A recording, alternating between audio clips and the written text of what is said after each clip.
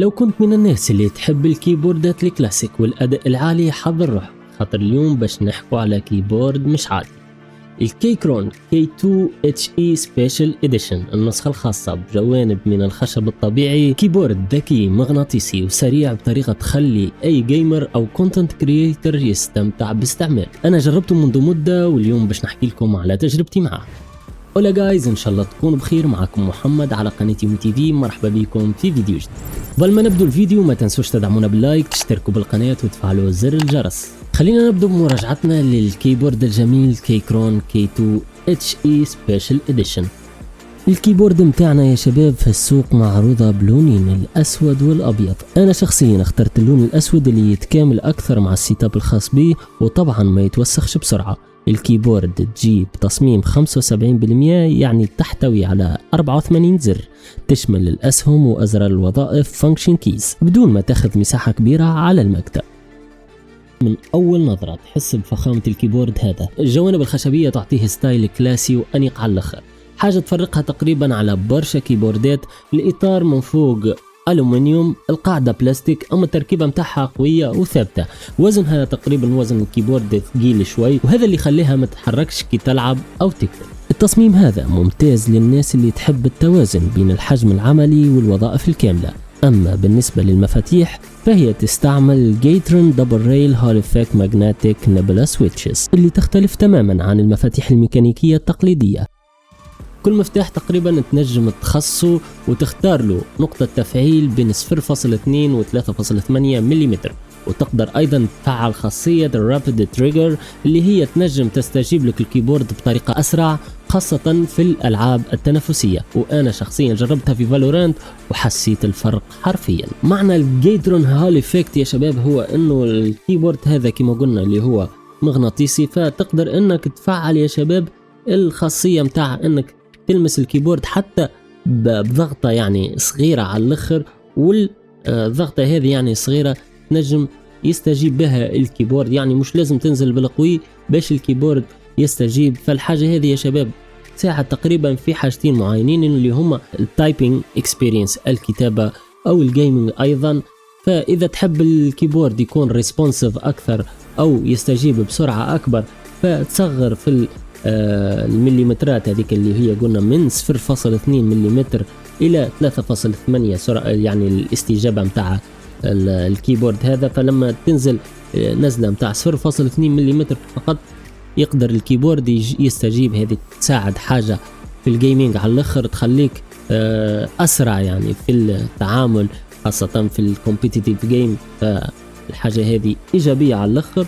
كذلك في الكتابة يا شباب او في التايبينج اكسبيرينس، فلما تعلي العدد هذاك مثلا نحطوه 3.8 باش تنقص طبعا الفود فراب يا شباب، او الكتابة يعني ساعات تنزل على حرف من غير عاني، او ماكش الحرف هذاك مش هو المتأكد باش تنزل عليه فيتم كتابته. لما تحط كما قلنا الارقام هذه تكون عالية، فالاستجابة متاع الكيبورد تكون ابطأ وما تاخذ كان الكليك اللي انت تحب عليها. فالجيترون هول إفكت يا شباب يساعدنا جدا في تعاملنا مع الكيبورد هذه، ويعطينا اكسبيرينس بروفيشنال وبريسيز يعني ودقيقة اكثر مع الكيبورد هذا كيكرون K2.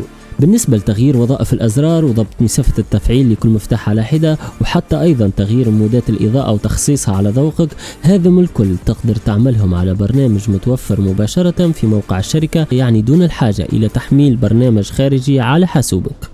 نمروا للRGB أو الإضاءة يا شباب. الإضاءة تجينا ب 22 نوع من التأثيرات الضوئية أو الRGB Light Effects، نجم تبدل بين أكثر من مود، وكل مود عنده حكاية خاصة به. مرة يضوي كي تكتب، مرة يعمل موجات، ومرة تلقى الكيبورد كله مولع ألوان كأنك في استديو متاع ستريمر. والحاجة اللي عجبتني لهنا في الإضاءة يا شباب هي إنه حتى في النهار الألوان متوازنة، لا هي أوفر ساتوريتد لا هي باهتة، وزيد تنجم تتحكم في شدة الإضاءة مباشرة من الكيبورد بلاش ما تستعمل حتى برنامج. بصراحة الكيبورد هذه يا شباب تعطي جيمنج فايب محترم جدا، وتزيدوا جمال خاصة الجوانب الخشبية كما حكينا، وكي تطفيلوا الإضاءة يبقى شكله كلاسي وأنيق.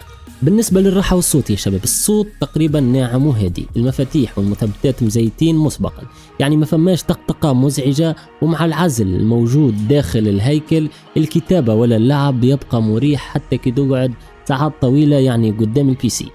وباش تكون الوضعية مريحة أكثر ليكم شباب، ننصحكم إنكم تستعملوا بالم ريست أو تشتروا بالم ريست، خاطر الكيبورد عالية شوية فالبالم ريست يساعدكم أكثر. ساوند تيست شباب، ساوند تيست للكيبورد.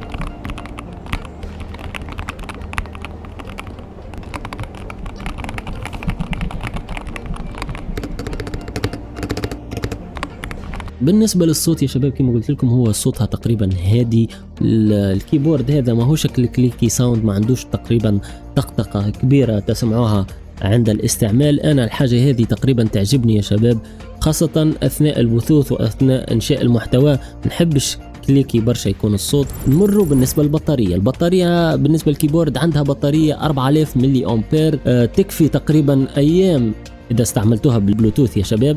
في الجيمنج ديما نوصي باستعمال اليو اس بي او بال 2.4 شباب، باش يكون الاداء مستقر وما فماش تقطعات لما تكون تلعب بالكيبورد عن طريق البلوتوث. بصحيح الكيبورد هذه يا شباب فيها برشا مزايا، لكن هي ما تخلاش ايضا من النقائص تقريبا، يعني كما قلت لكم ما فيهاش بالم ريست والكيبورد عاليه شوي، مفاتيحها مش متوافقه كان مع نوع معين يا شباب، او الهوت سوابل نتاع الجيترون دبل ريل ماجنتيك، يعني ما عندكش حريه كبيره في تغيير الازرار هذوما يا شباب. اذا باش نبداو نفتحوا الباكج متاعنا ونشوفوا الكيبورد يا شباب، خلينا نبدا بسم الله.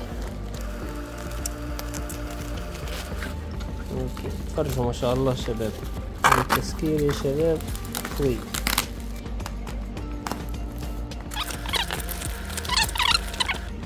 وهذه هي الكيكرون K2HE Wireless Magnetic Switch Keyboard.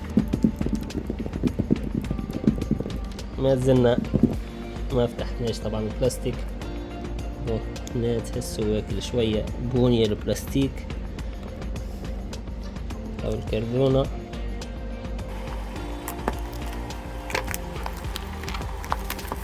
نيبولا لينير جاتشر ماجنتيك سويتش، تتسمى النيبولا ماجنتيك سويتش شباب. تشوفوا ما شاء الله 75% of course. نزل ايوه هكا نجبدو هادي. اوكي يلا بسم الله. كويك ستارت جايد، كذلك المانوال. انا اول شيء هنا فما هذا الكيبل، that's the cable USB to type C. then هذا باش نحو به الكي كابس، تورنيفيس، هذه للواي فاي.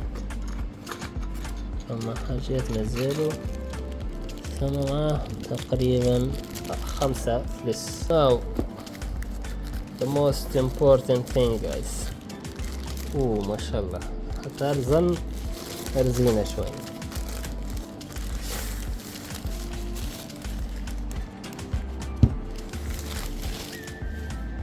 هذه هي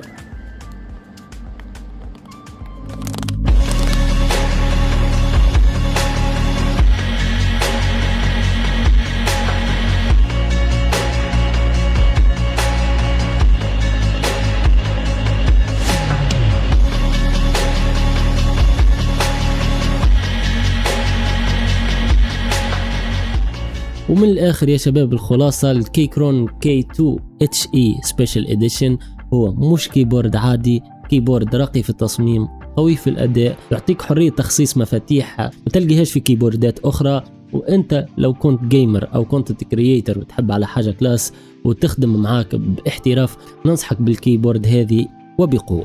أخيرا يا شباب بالنسبة لسعر الكيبورد، تقدروا تشتروا الكيبورد هذا من الموقع متاع كيكرون، الويب سايت متاع كيكرون مباشرة ب 140 دولار، وتنجموا تلقوه أيضا في علي إكسبريس، على تطبيقة علي إكسبريس. تقريبا السعر هناك يتراوح بين 150 دولار تقريبا، متوسط السعر هناك موجود يا شباب. أنا شخصيا شريته في قطر من هنا من موقع علي إكسبريس أو من تطبيقة علي إكسبريس تقريبا، ولقيت شوية تخفيضات فاستفدت شوية من التخفيضات هذه يا شباب.